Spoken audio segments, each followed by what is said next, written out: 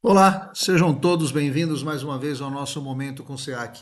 Esse momento onde nós estudamos, comentamos os ensinamentos decodificados por Kardec, os ensinamentos de Cristo decodificado por Kardec, e tentamos traduzir para a aplicação no nosso dia a dia, né? Um entendimento mais simples, mais práticos e muito mais, como se diz, didático, né? Pelo menos assim esperamos. Então, vamos seguindo, sejam todos bem-vindos, né? Então, hoje nós vamos estudar o capítulo 2 da segunda parte, denominado Espíritos Felizes, do livro O Céu e o Inferno, né? Então, um livro psicografado pelo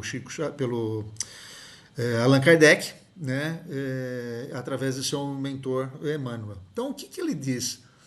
Esse capítulo, né? Que são os espíritos felizes. Então, a gente precisa sempre lembrar aquilo que foi comentado no capítulo anterior, né? No capítulo 1 da segunda parte, que ele diz o seguinte: o que acontece depois da morte? O que acontece depois do desencarne? Muitas vezes, na imagem que vem na nossa, que nos vem, né, que vem à nossa mente, é que é um mistério absoluto, um silêncio, um destino incerto. Mas quando nós analisamos pelo prisma da doutrina espírita, nós percebemos que a morte não é um ponto final. A morte é uma transição.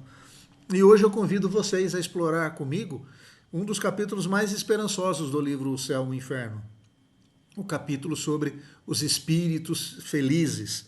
Então nós vamos entender, através de relatos reais, coletados por Kardec, o que essas consciências, né, o que esses espíritos nos dizem sobre o despertar no mundo espiritual. Você vai, e nós vamos descobrir, né, não você sozinho, mas eu também, que a vida no além é muito mais vibrante, ativa e cheia de propósito do que a nossa cultura costuma imaginar. Então nós vamos ver que a morte não é o fim, mas uma transformação.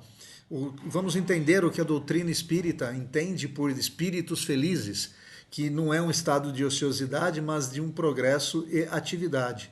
E vamos também, através de contextualizar essa obra, né, só contextualizando, que esse capítulo vai trazer relatos práticos para provar que a justiça divina é, na verdade, a lei de causa e efeito. Então, vamos seguindo lá.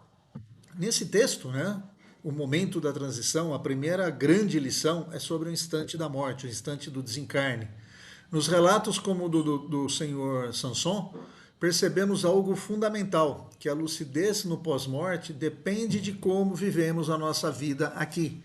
O senhor Sanson descreve que, como ele tinha fé e procurou a prática do bem, o momento de despertar foi um despertar sereno, tranquilo. Ao contrário da angústia que muitos imaginam, ele descreve uma sensação de leveza. E ele diz: a vida se rompe e a visão do espírito se extingue. Encontra-se o vazio, o desconhecido, e logo nos encontramos num mundo de alegria e grandeza. É importante notar que ele reconhece seu corpo físico, né, como um pobre resto mortal, e agradecendo-o pela oportunidade de aprendizado, enquanto sua essência, liberta da dor, sente-se nova em folha. Então nós vamos perceber que através desses relatos do senhor Sanson, Jobá, Six Denier, eles vão falar sobre o seguinte, eles vão falar que essa lucidez comentada aqui depende do estado moral do espírito, depende do estado moral que nós nos encontramos. Que quem viveu com fé e caridade desperta com mais rapidez e clareza. E ele comenta também sobre o pesadelo, que é exatamente o contraste do justo, né, de calma e esperança, com o do materialista, aquela perturbação, o medo do nada. E fala também sobre o corpo fluídico, né, a descrição da forma humana divinizada e fluídica que o espírito mantém, livre das dores físicas da terra. Então, seguindo, né, nesse capítulo, nós vamos perceber que a maior surpresa quando estudamos esse relato é descobrir que o céu não é um local de repouso absoluto ou ociosidade. Normalmente, quando nós vemos histórias, a gente pensa que nós vamos ficar nas nuvens, tocando harpa e esperando o julgamento final.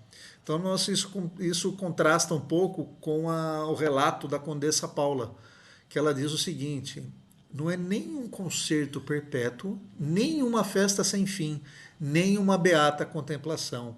É o movimento, a vida, a atividade.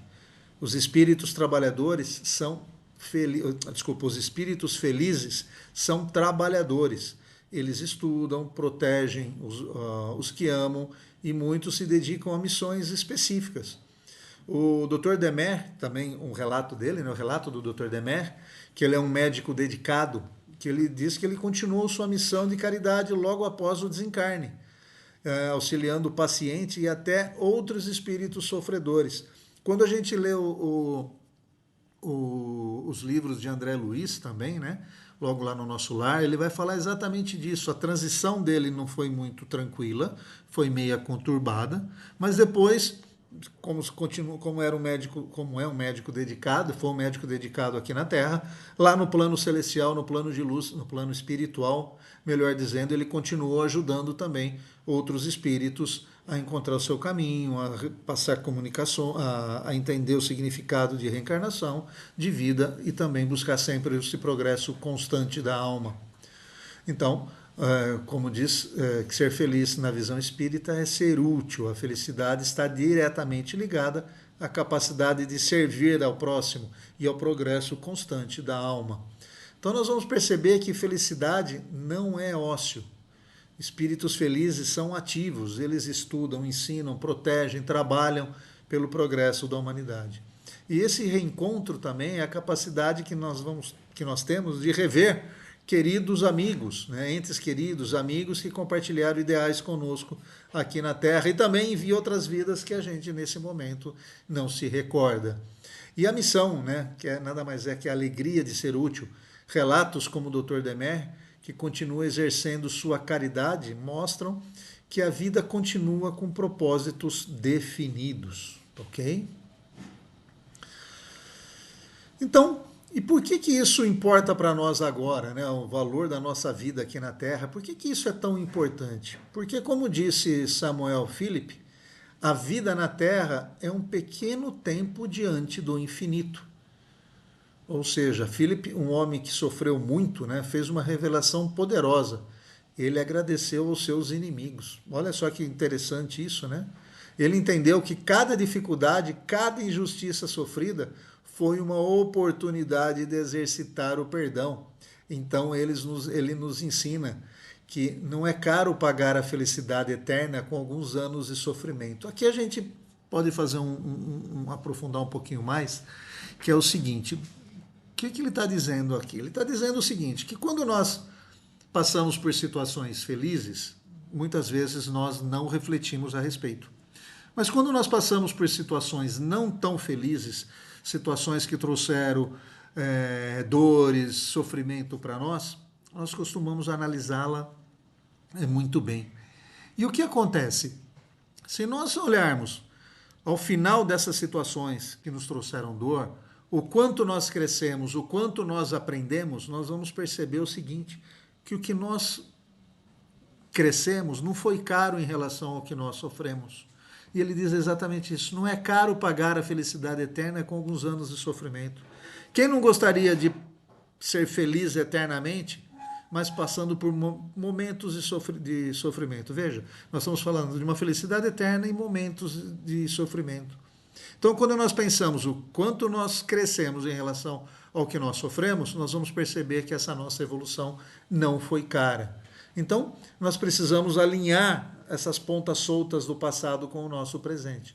Ou seja, cada um de nós, nesse momento, está tecendo a sua veste para a vida futura, através das nossas escolhas. O amor, aqui e lá, é exatamente esse único fio que mantém tudo conectado.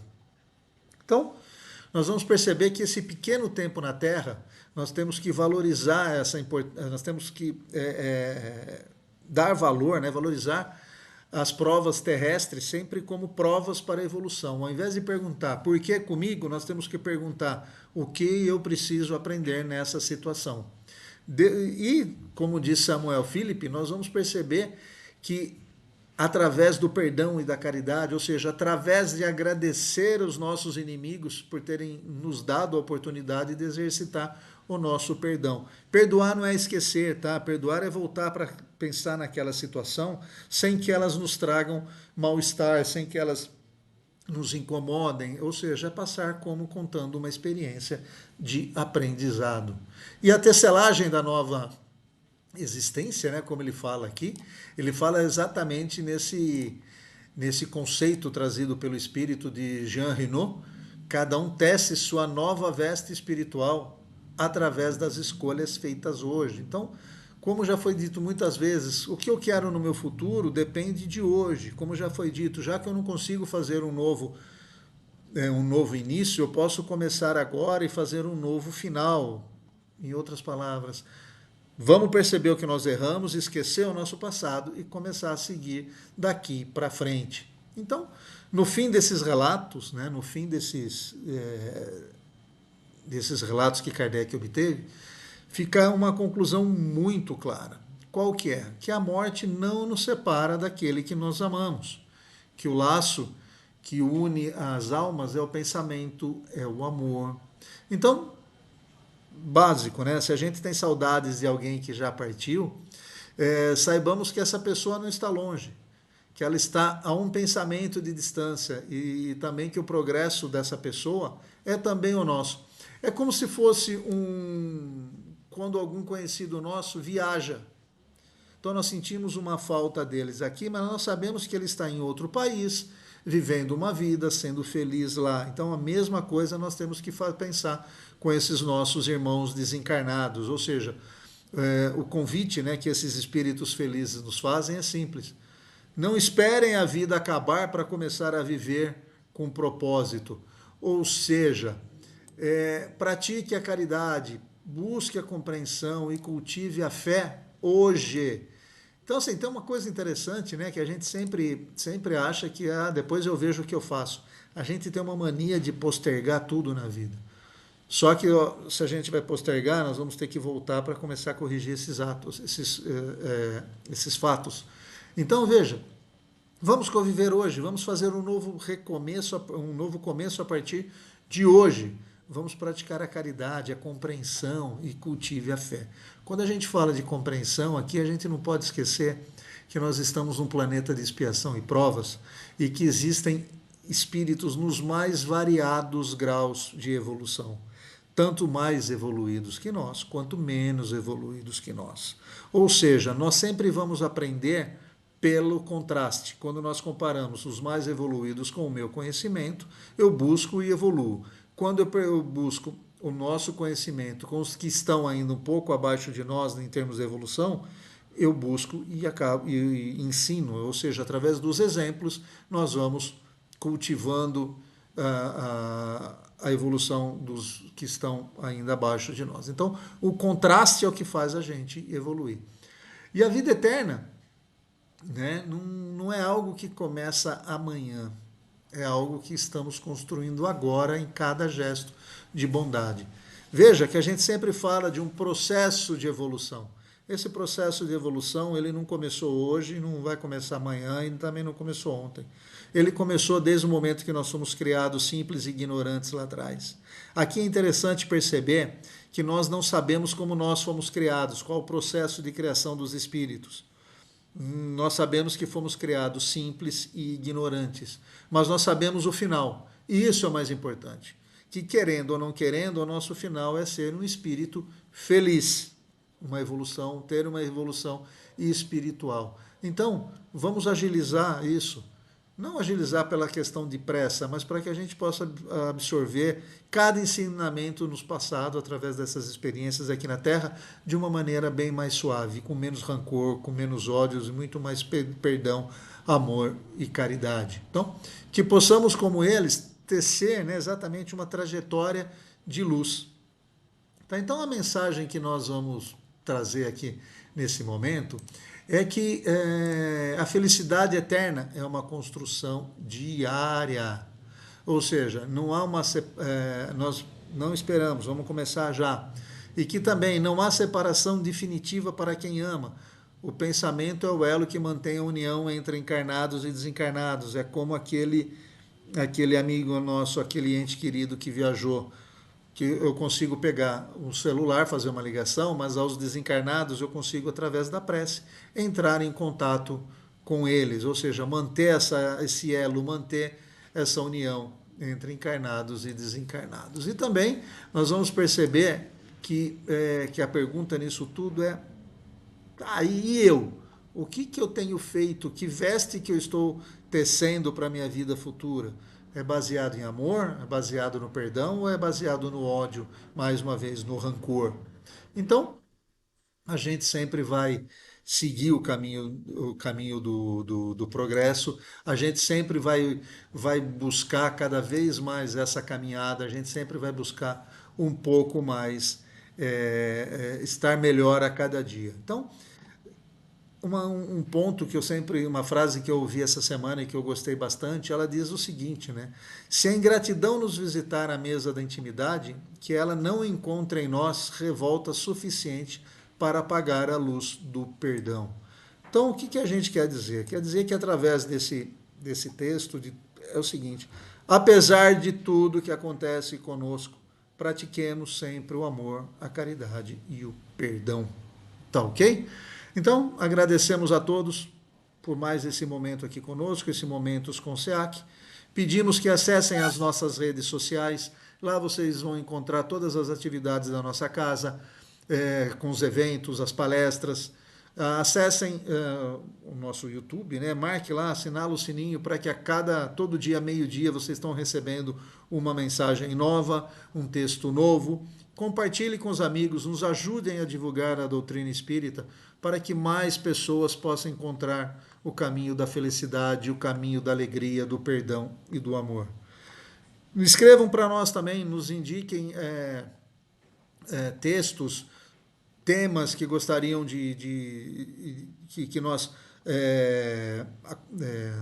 como se diz, temas que abordássemos aqui para que possamos ajudar todos a seguirem mais felizes, ok? Tenham todos uma boa jornada, um bom progresso, uma boa evolução e nos mandem sempre suas mensagens. Um grande abraço, até logo.